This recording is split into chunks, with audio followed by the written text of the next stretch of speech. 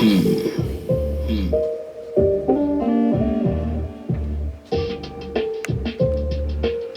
vuvu, vuvu, vuvu. Yeah, yeah. Nyash my nigga niko Nyeri mziza. Mindo nimefanya wewe trendy pia. Ukidai info mini adi mzima. Maisha yamekuwa ngumu wenda ufadha figa. Nashtuka kila kona nikipita. Unacheki hapa mini drop out mziza. Kitu sili sana kona mzuri vila na let nyash down kusema kweli basi skiza. Kinda obsession vile napenda shinja ma. Kwangu iko vile sijicheki though mimi si give up kusikiza kweli ingawa mimi hapa sijitrust daily weekend like you malumutu paidha. Ni verifa kama mmekosa kusema baba Kenya ni shin bila makosa. Well guys, welcome to Saturday Night Live with me, Wachera, Gikonyo. Thank you so much for joining me. Wale wanatuwachia nyumbani, thank you so much for being an awesome audience. You've always been an awesome audience. Thank you so much for your support. Well, leo huku Nyeri kuna baridi kiasi, but then tunavumilia tu pale hivi. Aspect the Spectacular, who is my director, pale hivi alinunulia kasupu na tuchipo pale hivi kwa Mudavadi. So I'm well sorted, but tell me about your week. How has your week been? How have you been? Tell me what has been going on with you. Wale wako high school mkumbuke you only have like a week to go. Teren. Wale wako shule, as you enjoy your mahambris and your galis mjue mbebakisha almost you have 12 days to go back to school, so make the best use of it. And of course we have an amazing show lined up for you. We have trending topics, of course. We have the gang, which is going to come in later on, and this being a sad eve for especially we Kenyans, because we have lost Francis Ogola, who with other cadets who had a plane crash. And of course we are going to be talking about that and other trending issues. For example, pale hivi Dubai tunajua pia walikuwa na story na flooding, so we're going to be discussing that. And of course about the Nairobi speaker mwenye alienda kuhug them. Man, you are say sijui mbona mnafikiri mkiwa entitled evil, but we're going to be discussing this. And of course we have our msanii leo.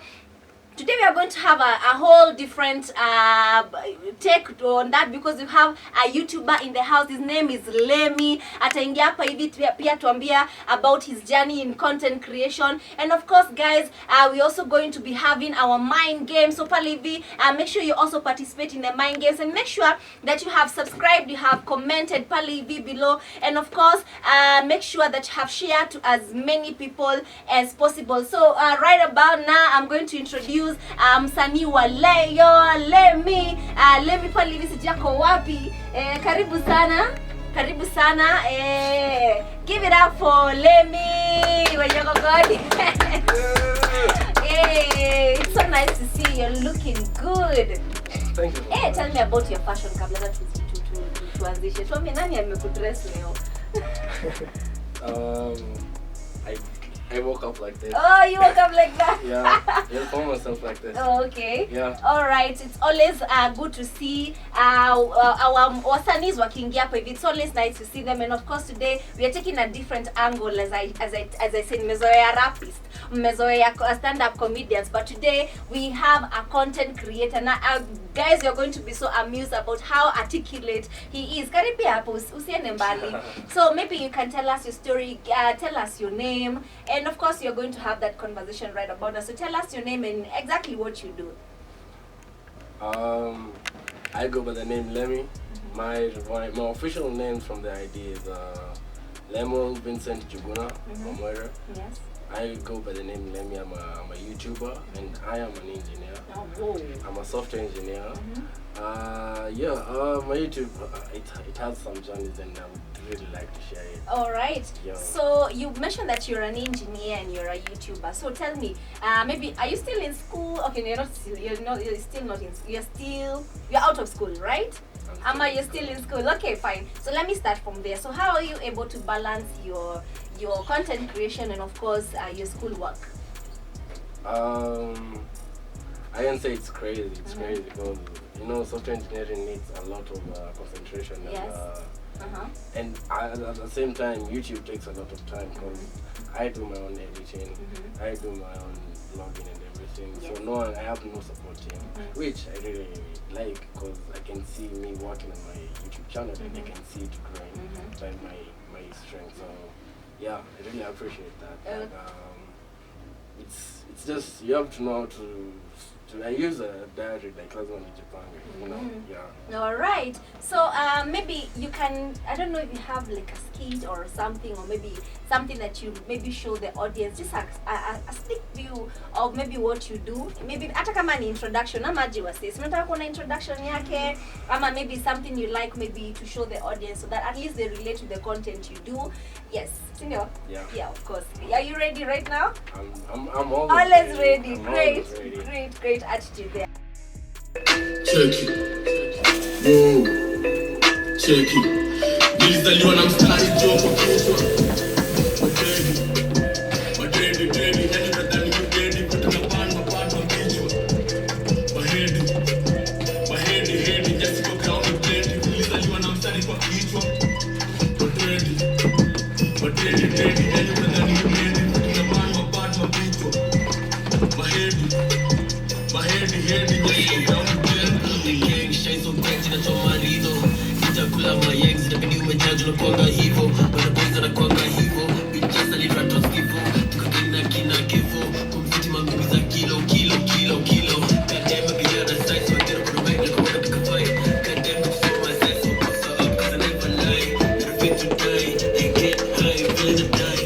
Myself kwa hope na chick kwa vice you know me is this guy. Bang, hold steady. Jodi meshika paka ever ready. Jodi matema jing nikimeni mepiga mamiti mambu na kapeti. Really fit, so fit. Mazeze kula zenu so sipendi utapika stu. Nimekula already, ngoko ni friendly, bitch na besi.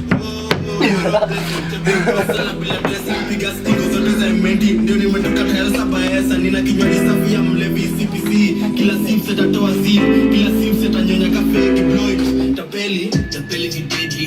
Hadi watoi these days on a stage. Hadi waboile still crazy. Couldn't remember step off the figgy. You must be crazy. You must be feeling kinda wavy. I relate, so don't you worry. Check yourself, not sorry. When I'm on my dome, I'm in the zone. I don't pick no calls, but when the bitch calls, I'm on the phone.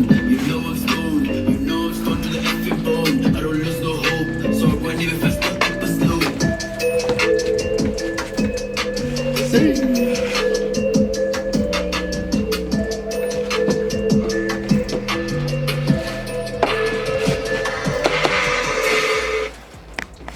Wow, that's so great. Mimi nikiingia hapa na twist songo kidogo nafikiria ati mimi sasa mimi ni ule mnoma. Kumbe wewe ni ule mnoma. Eh, manzi. Na bado. You still have more content you want to show us? I'm just scared for this. Why don't you watch my YouTube channel? Yeah, of course you're going to tell us your handles where people can watch you. But then tell me, when did you discover that you can... Okay, first of all, let's talk about your content. I understand that you do diverse content, so maybe you can tell us just a little bit about your content. Where did it all start? Okay, I started my YouTube channel like 3 years ago. Yes. But I like saying I started it like last year in September. Because I used to do lyric videos. Back then when I had like 10 subscribers, 55 subscribers, up until Alifika. Yeah.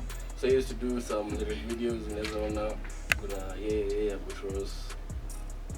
Kuna Kishasha, Lemmy.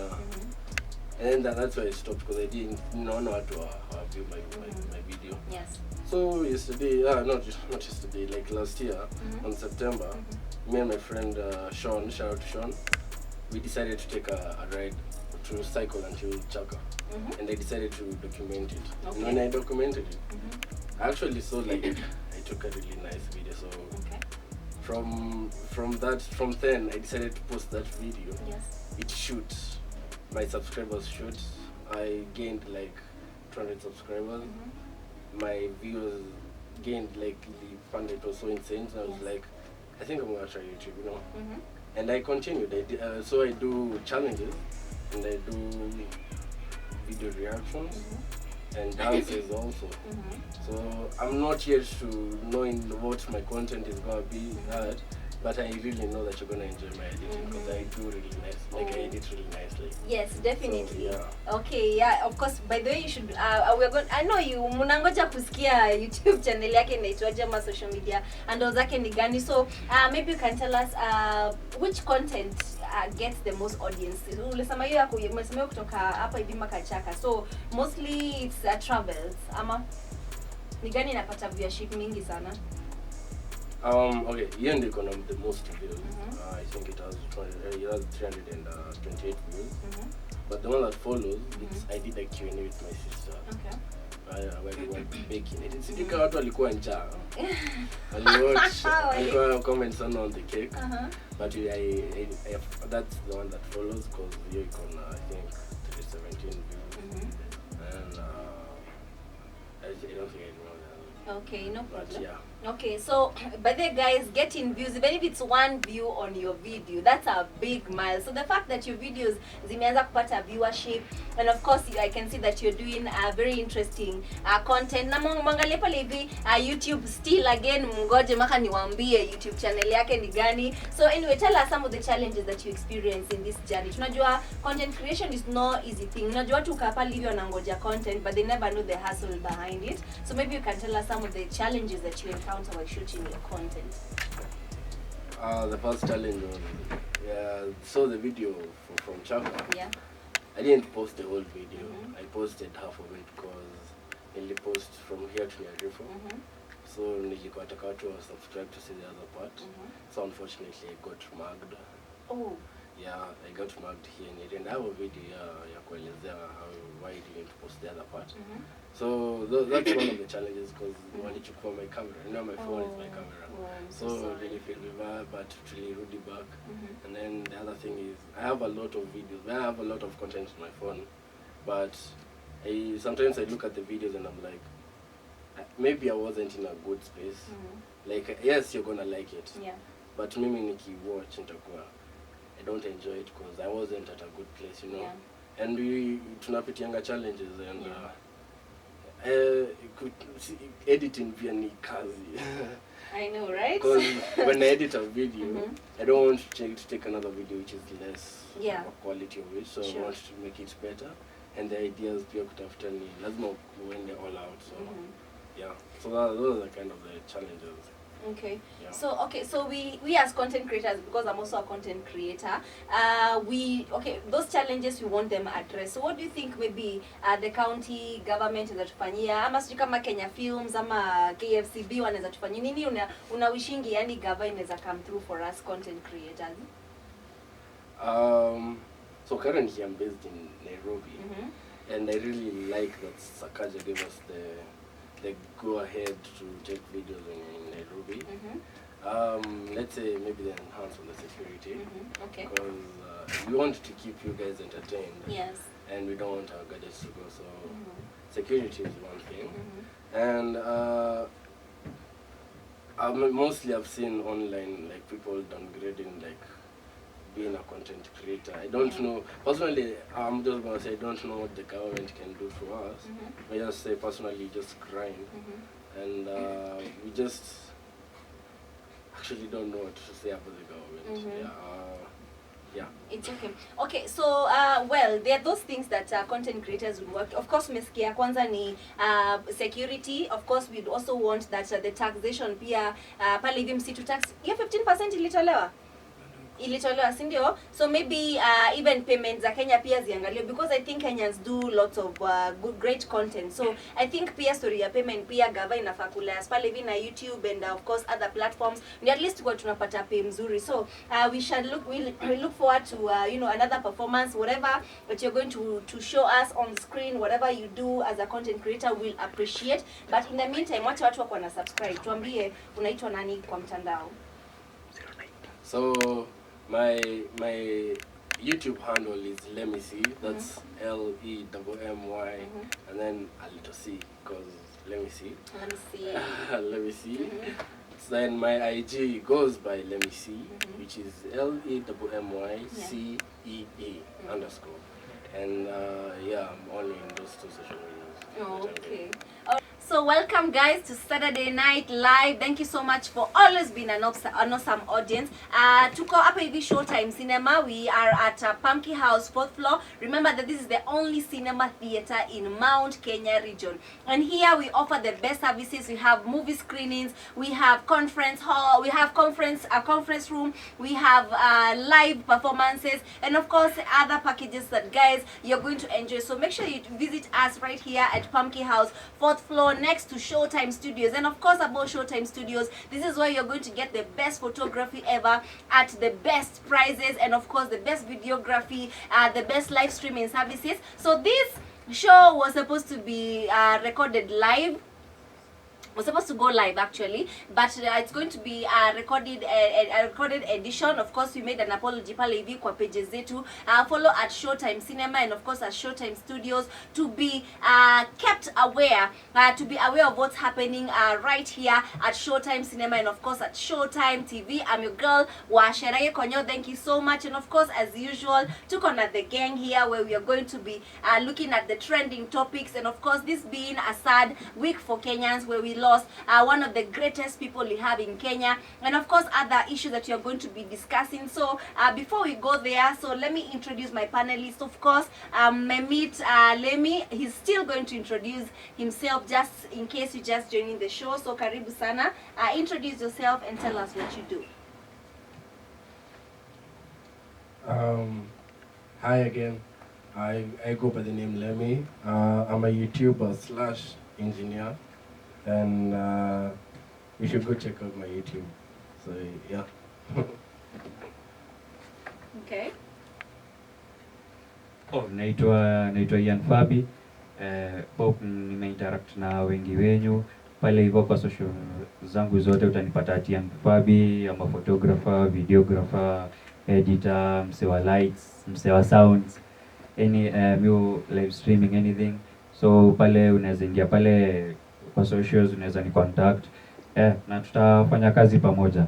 Yeah, sure. And of course, Ian is our official photographer. So mkikuja hapa hivi Showtime Studios mtapatana na Lemmy. I mean, not Lemmy, mtapatana na Ian. He's going to take best photos of you. Then of course, let's dive into our trending topics today. So we have the death of CDF Francis Ogola, which occurred, was it on Thursday? Yeah, it occurred sometime this week, and it was very tragic because walikuwa wameenda mali West Pokot, walikuwa wameenda kufanya shughuli zao, and then they had a plane crash, of course, with other soldiers there, and of course our thoughts are with the family and of course with his friends and family. So let's discuss about the death of Francis Ogola. We know that he was a very top military person in this country. So maybe you can mention something about what you'd like to say about that issue. Mimi China zasema like sad for it's a sad day. Kulingana na zile story nimesikia kumhusu, he was a top guy. Mse alikuwa anajua kufanya job yake, alikuwa anafanya job yake fiti, na alikuwa mse anapendwa na watu sana. So leo kwa Kenya Defense Forces it's a sad day as they send off one of their own. Na all I can say condolences to family and friends. Yeah, na kuna time President Ruto alikuwa ameitwa interview after his death. So he was saying that aliappoint Ogola Francis because alikuwa na other options, alikuwa na so many choices za kupatia na hiyo position, but then akamchagua. So I think hapo Prezo alijieka on the spot because guys were like, kwani huko una follow the channels that are supposed to be followed when you are appointing such a significant person in the country. So alisema ati alikuwa na choices kama 10, but alimchagua kwa sababu watu walisema hivi na hivi na hivi. So what do you think about the president's comment on that? Mimi naweza sema vitu nimesikia like before appoint alikuwa ameadvise before appoint anybody to such a seat because ni kitu sensitive sana, it's a sensitive seat. Anafaa kwa appoint msiana trust, but kwa alikuwa anasema ile rani moja hizo rani alikuwa mapatana nazo na Ogola, I feel like he's the right guy juu hata wasio alikuwa na advice usifeel kuwa scared appoint somebody from your own community juu uhakikishe juu it's such a nini sensitive docket, lazima umse ambrief daily, hata kama alikuwa anasema walikuwa naongea na yeye on a daily basis, like hata kama personally on WhatsApp ama phone call. So naweza sema like kwa Ruto anaweza feel like au amelose mse alikuwa so diligent in his job juu even ndio nimekuwa nikisikia alikuwa so mse diligent sana kwa job yake, so it's a sad day. Yeah, it's actually a sad day, and of course the president declared 3 days of mourning, and of course we had his memorial service. Was it today?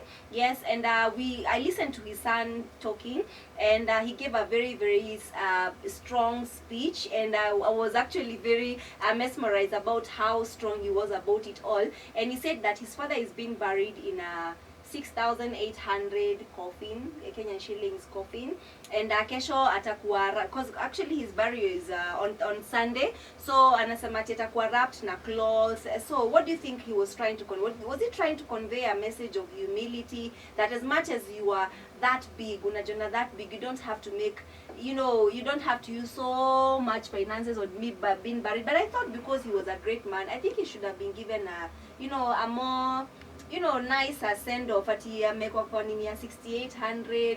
Okay, what do you think about that? Do you think ni story na show off ama ni inafaa kuwa hivyo? Personally, I'm gonna deserve a very nice, like, okay, unajua, death is a very huge step between in life, you know. Yes. Because we, us as living human beings, we don't know what happens after death. And if that person really deserved like a proper send-off. But it's like, it's weird, mnaweza fanyia branchira hiyo mchango yote and not do for this, the mwenye amekufa. Yeah, you know, kunafaa kuwa na, hakuna mambo na ati maringo na nini jikam kwa mazishi. If someone deserves a proper send-off, Yes. if she deserves one. Yeah, I totally feel the same. But unajua sasa hawa tu these rich folks, sometimes they don't like wanaonesha like, okay, si ati hatuwezi afford, but you guys, you should make it as simple. But anyway, we celebrate you.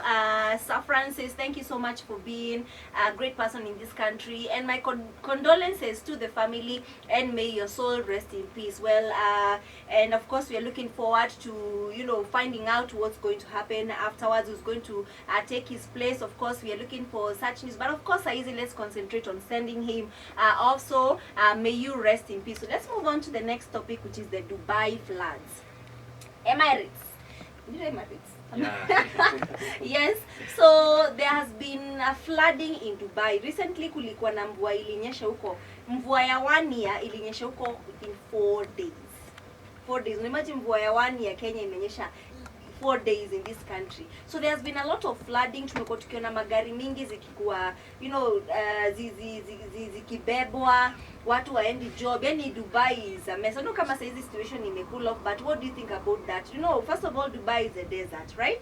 But It's you always say that, yeah, that nature will always find its way out. But what do you think about this? The fact that Dubai for 2030 is easy, yani area 2030, but they could not, you know, control such a situation. You know the funny thing is, I've heard about Dubai and they have like artificial rains. They have artificial rain. Like the rain that rains in Dubai is artificial. Uh-huh. It's crazy that they didn't know how to control it and now they create. Yeah. Because Dubai is a desert, you know. Yeah. So ni rare sana kwenda kukinyesha. So it's crazy. At Dubai venye tumecategorize hivyo, hata drainage system yao iko Tell us more about this artificial rain. As in, wametengeneza jamani, wameplant trees ama what? How has it come to be? Like kuna artificial rain. Kuna kwa artificial rain. Ebu remind me my geography because oh my goodness. Okay, like I don't know much about it, but like when inaitangwa cloud seeding yani. So like kuna venye it's an artificial process, like ni kitu inakonga controlled from somewhere ni nini, like kuna venye kuna like some chemicals waneka kwa clouds, then rainfall wanapata rainfall yani. I don't know much about it, but Boy, That's somebody the idea. added more rain for chloric acid. What? Hey manze, I think you should watch those videos that pale hivi Dubai, and I hope those guys who are in Dubai, you are safe. Of course, safety comes first, and of course, we are looking forward to Dubai, looking to, looking into it, and of course, coming up with methods where they can trap the water. Being a desert day, I'm sure mtasikia venye Dubai itaamka. You will be so shocked that, sisi in Kenya, we've been having floods for years and years and years. But then that follows with drought. We have never discovered ways in which we can trap the water, where we can use it for future, tragic, future things such as a drought. So I don't know, you have utasikia venye Dubai watafanya. I'm pretty sure the government is on it right now. Right? Yeah, because pale hivi Wachera unasikia kuna flooding, lakini they've never tapped that water. So pia pale hivi Kenya tuchangamke, and of course we are hoping that everything will be okay and that it's going to be sorted out soon. So another topic that is trending is a Nairobi speaker charged for forcing hugs on a Muslim woman. So aliingia mahali akapata akahag wa kwanza. I think she wasn't Muslim, akahug tu madam fulani hapo, and then akaenda kuhug another Islam lady who was seated. So the lady seems to be anampush away, but bado anamwekelea tu nini, and watu wameongea sana kwa social media. So let us talk about culture. Let's talk about hugs. What's your perception about hugs? Ukipatana na mtu wa kuhug. Okay, mimi ningeweza pata mtu ani hug like najua ni senia show as much as it's a greeting. It's a senia show mse affection kitu kaa hiyo unaget like when you best nini something like that Okay, na tupatana naye the first time. Unajua kuna machali unapataga na wao, ukishasalimia best yake mwenye unajua ukimhug hivi, hao wengine wote wanataka hug. Okay, for the first time kuna kwanga na ile ya side hug ile kuna those types of hugs. I think Lemmy should tell us about those types of hugs. Hebu tuambieni hizo types of hugs, na kuna yenye mnapenda kabisa. Wako elezea hiyo. So currently I'm seeing someone. So lazima nikuwe na respect sana nikisalimia mtu. Don't judge us. Don't judge us. So the side hug, obviously it goes. Emika, personally, if my girl gives me like a side hug, najua mazee nimemkosea. Najua leo nalala kwa couch. Najua mazee leo speaking is hapo. So ile front hug ni ya people that you're intimate with, like vizuri. Side hug ni ya uko hapo tu. Uko tu hapo. Wewe kama unajua chali yako anakupea side hug, wewe ujue. Wewe umesistazoniwa. Personally me meet someone the first time when I'm handshake. So yeah, that's the respect that I have for my girl. And the funny thing about handshakes nowadays, watu wanaona ikiwa weird. Like watu wamekuwa so used to hugs that nikipatana na chali nimpatie handshake anashanga. Okay, unapata hata look yake imekuangalia zile za okay, I was expecting a hug. But anyway, back to a topic. So huyu ni msembigi ameenda na unajua ana insist kabisa, yani ataka kumhug. So what about now the culture? Where does it come in, the religion? Kwani Islam they're not allowed to hug ama what happens? But I think because women are a little bit restricted when it comes to marriage, right? So this guy wamekuja ameingia amepata demremo anataka kumhug. Ama what do you think about that kind of culture? Do you think it kind of like restricts other things to happen? Ama like, because a hug is an affectionate thing, eh? What do you think about that incident ya huyo mjama?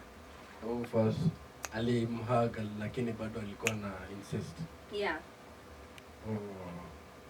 Hapo alikosea. I think he was using his power wrongly, right? Yeah, because unafaa kuone like dem akikupea sign that she doesn't want to, you should. Hakuna entitlement hapo, Yeah, sure. Okay, sijui director wangu anasema nini? Sorry. Okay. Venye nimeangalia tu research kidogo about that video, iko na like a political driving kwa hiyo video, like the speaker amekama out na akapeana brief ati that video haikuwa ya juzi, it was November 2022. So walikuwa nauliza kwa nini ikwe alikama out as much, alikuwa anasema hiyo video ilikuanga ya 2022, alisema kama ameoffend msee, alikama tunaka apologize, but akasema there is a hidden agenda kwa hiyo video juu ilikuwa kitu ilifanyika on 2022 November. Yeah. Oh, so it's an old video, yeah? Yeah. So kuna mse tu alichimbwa tu mahali akasema sasa huyu mse atajua mimi ni nani. Oh well, but okay, all I can say is that you jua boundaries zako, man. Na history ya Ronaldo and alienda in Ronaldo Qatar, no? Yeah, Qatar. So alipatikana ameona celebrity wanapiganga picha kama hapa. Yeah. So the woman bado alikuwa uncomfortable, but ako hapo.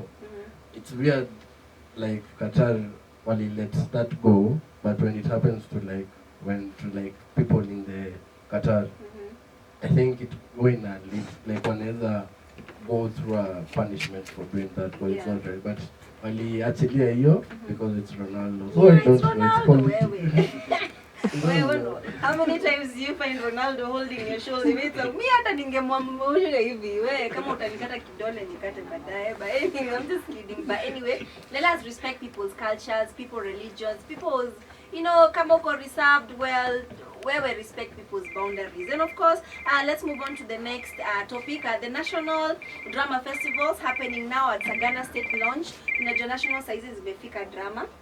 Ulikuwa drama? Wewe zikosa kuwa drama. Yeah. Oh, nilikuwa drama in high school na bado nikiwa kole big up. Pale hivyo nilikuwa alumni wa Kenya Mass, naona bado alumni wa Powerhouse.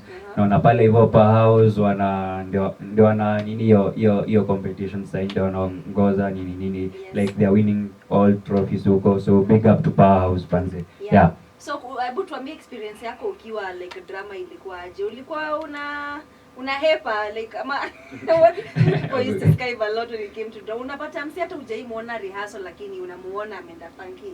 Tell us your experience about drama. Hata najua ulikuwa drama. Ulikuwa drama?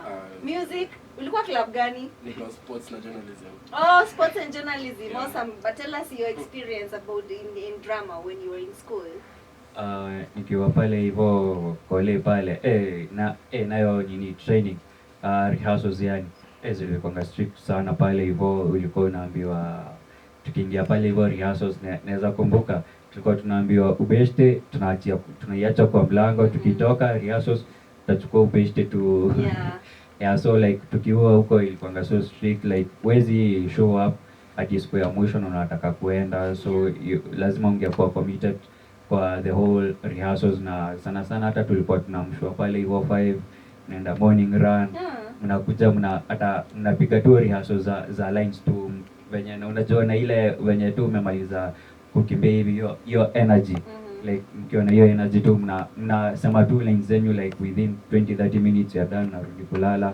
It was such a nice experience. Kwanza pale hivyo mkienda the festivals zilikuwa such a nice experience, meeting new people, hanging out with new people, yani it was such a nice experience pale hivyo nikiwa pale hivyo Powerhouse. It was such a nice experience. Yeah. Oh, awesome. And of course we appreciate those teams that have made it to the drama festivals. It doesn't matter kama ilikuwa regionals ama whichever level muliget. Congratulations, because muli perform, muli rehearse. Hata kama uku make nationals, congratulations. And for those who made it to the nationals, congratulations. And of course those people who the script writers, the directors, we really value, because you know that drama is one of the art that appreciates our culture. Simon Rockefeller, Edu, Muturi Ed, congratulations. But then Muturi Ed had a skit make all the way to national schools. Congratulations, Muturi Ed, tunakupenda sana. And of course, keep doing what you're doing. So, we ulikuwa journalism, eh?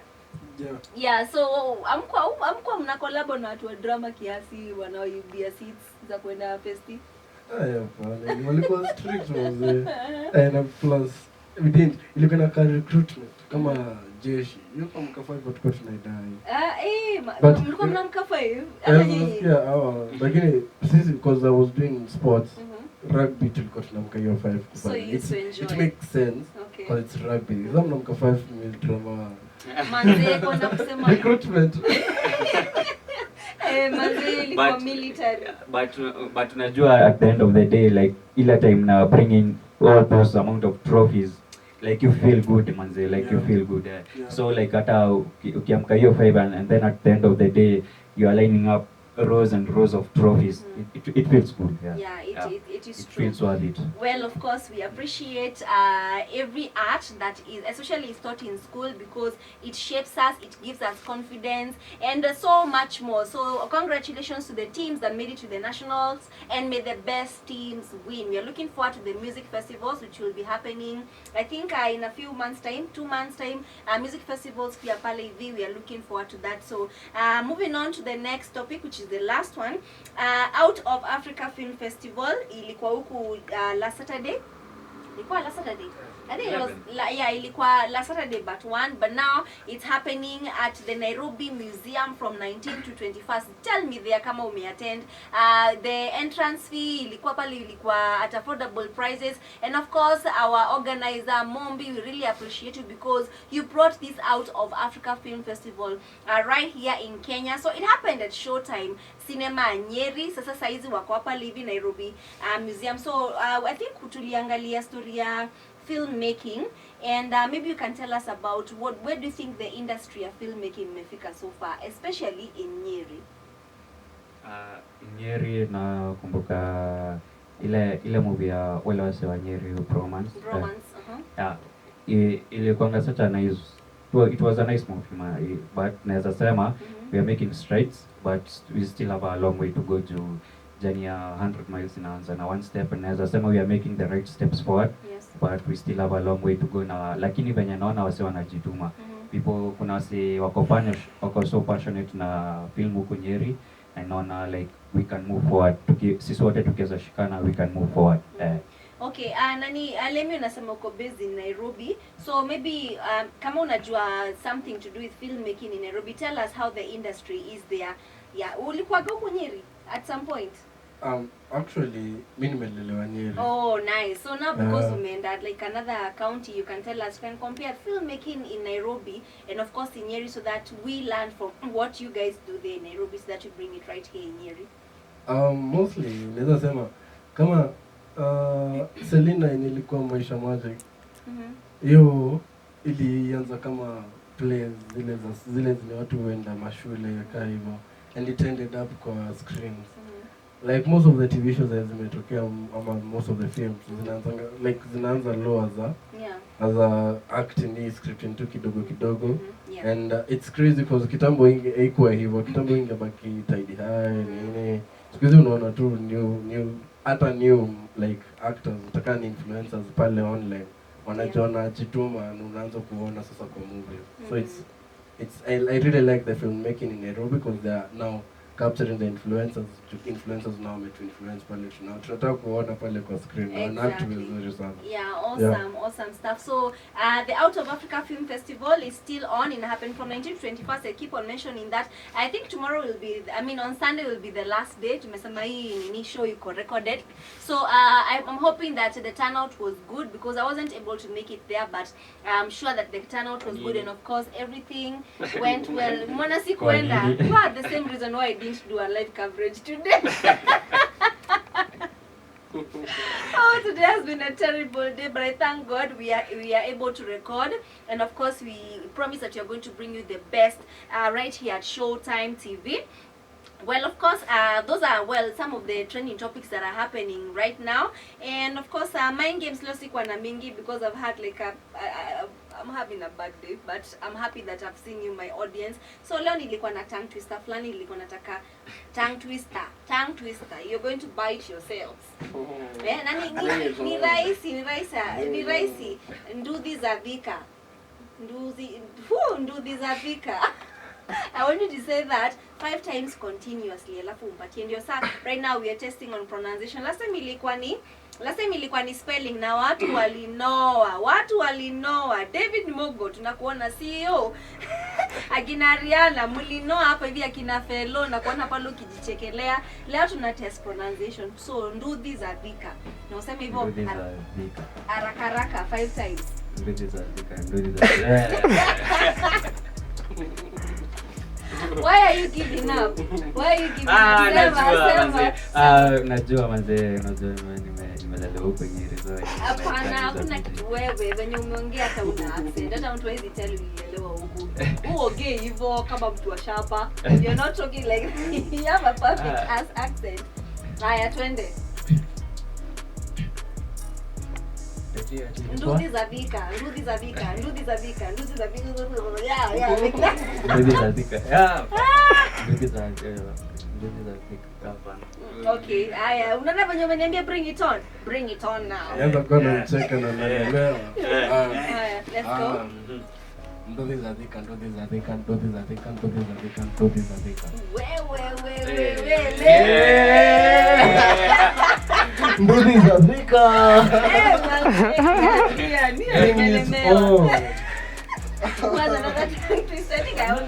Okay, wait. No, you are trying. Na umeweza hiyo part nduthi za Vika. Sasa ongeza nduthi za Vika na za Zambia. Nduthi za Vika. Nduthi.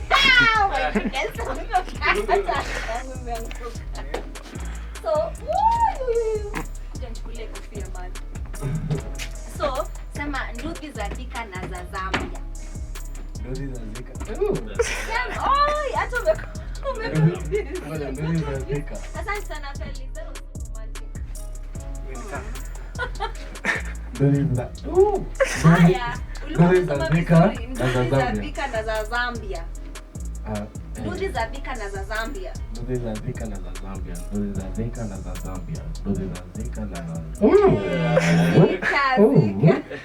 Umelemewa. Haya, hiyo jaribu mara mwisho. Kata nduthi za Vika zinashinda sasa hiyo ingine. Well, guys, that is my time right now. I think it's a wind up to Saizi. And of course, you're going to have Ian, the sports segment, and then get to Saizi. Yes, ndio alafu tutapata nani Lemmy atatumalizia na ile dance yake noma. So thank you guys Naingia na yeye. Yeah. Mnaingia na yeye. So wataingia na Lemmy ameamua pia yeye ni football, si kuamua yeye ni football fan. So it's always good to have him pale hivi kwa it will be a good thing to have him on the show.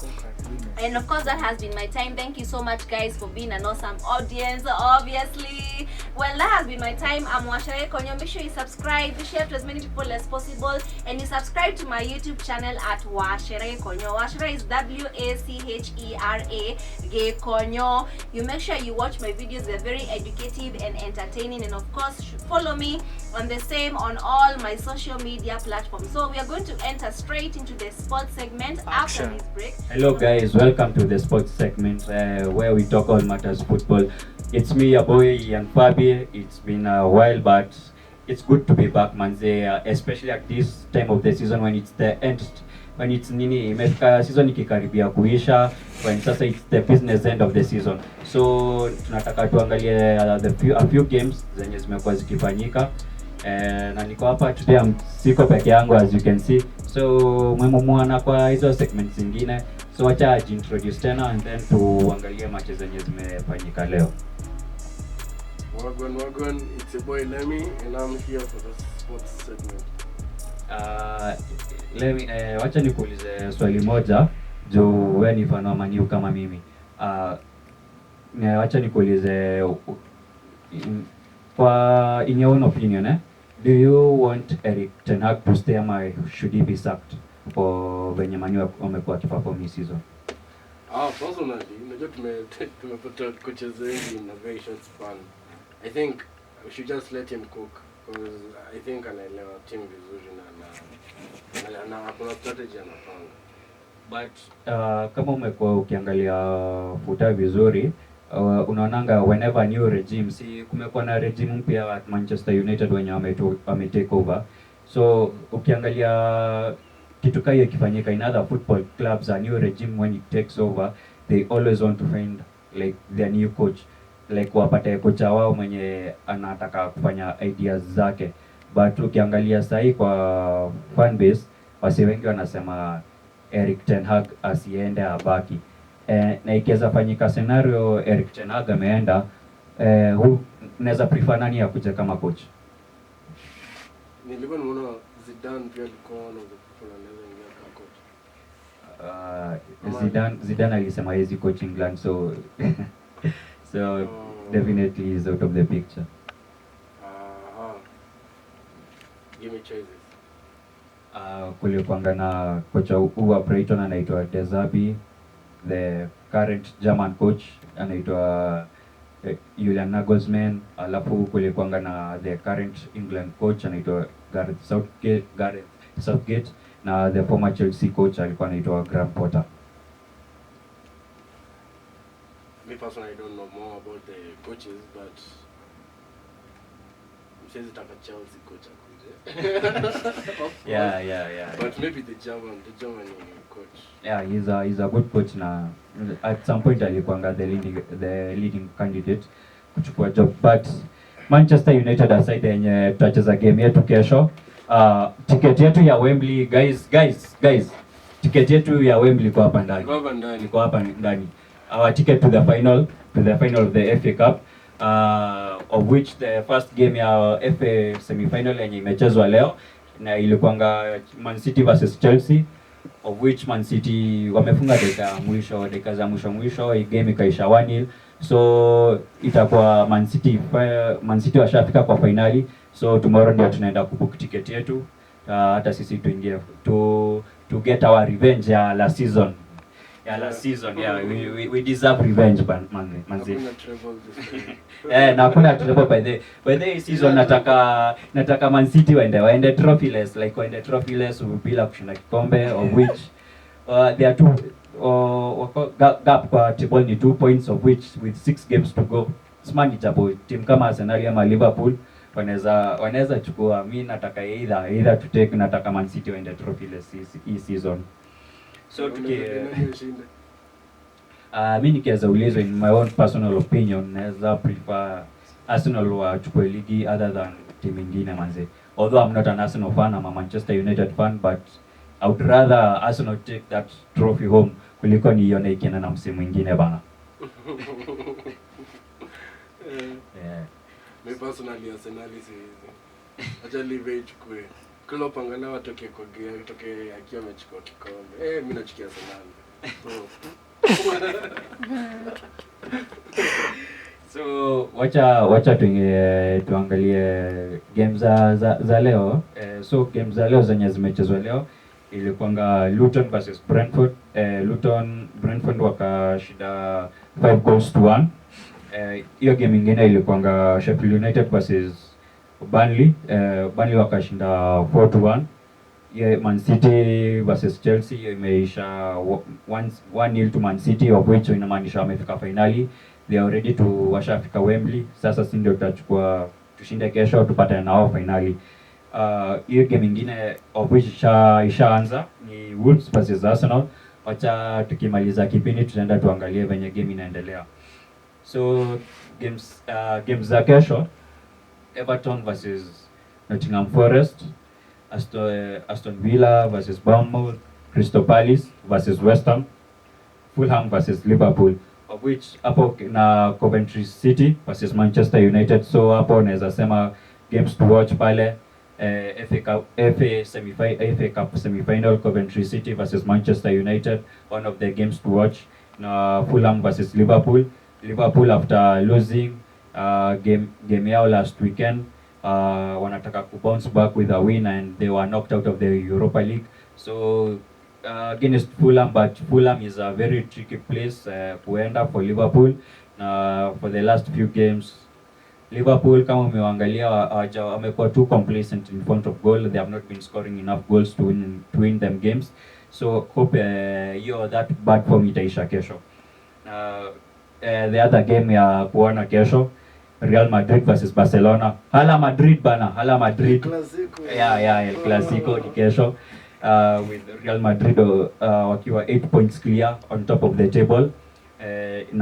Barcelona wakiwa 8 points behind Real Madrid pale kwa kikombe ya Spain pale. Real Madrid wakishinda kesho, it's ni kama the trophy is theirs, but kama kuna kitu moja imeniimpress na Real Madrid, of which kama football fan no umeona Real Madrid once in a while, it's their mentality, especially when it comes to Champions League night. They have a winning mentality. they have a winning mentality. Ukiangalia ile Champions League walichukua 2 seasons ago walikuwa the first leg walikuwa shapigwa na PSG, wakaenda huko second leg and somehow wakaenda 1 goal down, then somehow Karim Benzema comes out with a hat-trick. Hakuna mtu ana expect kitu kama hiyo. Alafu ile ndio wafike finali, ile ilikuwa Man City versus Real Madrid hiyo season yenye walichukua. Man City they are like minutes away ndio qualify for finali, and then Rodrigo from nowhere comes with 2 goals. Yeah, na kwingine ikafungwa na ilikuwa ni Benzema. Benzema. Na alafu ukiangalia hii game yenye imepita a few days ago, pale hivyo Man City they went to Etihad and they went with a plan walifunga nali goal, and all of them, the whole team they were playing as a unit, like the whole team wakarudi to defend, and they defended for a whole 120 minutes, taking the game to extra time and then to penalties, of which wakashinda in penalties. Ukiangalia mimi sioni kama kuna timu nyingine inaweza chukua Champions League hii season. I don't know opinion yako kwa zile timu zimebaki, but mimi naona kikombe tu ni ya Madrid bana, juu sioni timu yenye inaweza come against Madrid na washinde. Borussia Dortmund watacheza na PSG, alafu Real Madrid watacheza na Bayern Munich semi-finals. Real Madrid unajua Real Madrid ndio kupanga Bayern, but ikifika kwa kucheza Real Madrid they have a good record against Bayern Munich. They really have a good record against Bayern Munich. Yes, ndio nasema ikifika kucheza wanakuanga so serious to compare with other games. So I'm not support you, naona pia Real ndio itachukua. Amekuja crazy sana ile game. Big up to Real Madrid. They are wako na semi-finali pale, of which I see them winning the Champions League. Alafu before tuondoke mambo ya game kidogo, tuingie some interesting facts zenye nitawapatia. Kulikuwa na Europa League yenye ilichezwa pale, na semi-finals ni Marseille versus Atalanta. But the semi-final to watch pale ni Roma versus Bayer Leverkusen. Umesikia timu inaitwa Bayer Leverkusen? Umesikia na sasa actually. Yeah, ndio wamedethrone Bayern Munich. They won the German title. Yeah. Logo like with 2 lions which are red. Yeah. Yenye inakochiwa na Xabi Alonso. Yeah, definitely. It's such an interesting story chenye imekuwa ikifanyika hiyo team walikuwa before washinde hii title, nickname yao ilikuwa Neverkusen, like they had never won a trophy in their life. The last trophy they had ever won ilikuwa 31 years ago, but title yenyewe ya Germany hawakuwa wameshinda ever, like hawakuwa ishinda ever, but they had come close so many times. Kila time. Then the saddest story ilikuwa their 2002 season, of which they were in they had a treble in their hands. Walikuwa washinde ligi yao, washinde Champions League, na washinde FA Cup ya kwenye inaitangwa DFB Pokal, but they lost all trophies. Siku ya mwisho wakapigwa finali ya DFB Pokal, wakapigwa finali ya Champions League, and then the last day venye season ati mwenye anashinda inadeterminiwa siku ya mwisho. Kikombe walinyang'anywa siku ya mwisho na Bayern Munich. It was such a sad story. Mafans hata hawakuwa naamini, walikuwa wamelia like loser ilisema niachie wewe. Sasa walikuwa na compare hiyo season ya hiyo 2002 na hii season, like fans wali wote waliingia kwa ground, walikuwa nalia, like they were so happy. It was such a emotional moment for that team. Leo sikuwa na mengi juu bado games they are ongoing. Ngoja. Mbona tumelelea Chelsea venye walikuwa wanatugania penalty? Chelsea they are shit, so there's no need for talking about a shit team, so usually any utoto bwana, like why they ina show lack of leadership yani kwa team ya so like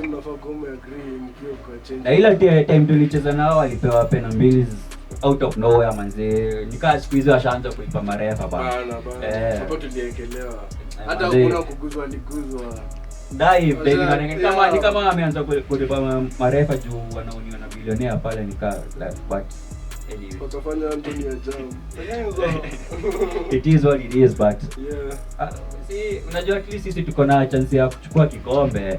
Wao wanatoka hivyo, wao watatoka hivyo bila nini na hata wanaweza maliza namba 10 ba. Alafu wanataka kutuongelea vibaya juu alitushinda game moja. Kwende huko. Wako number 1 from the behind.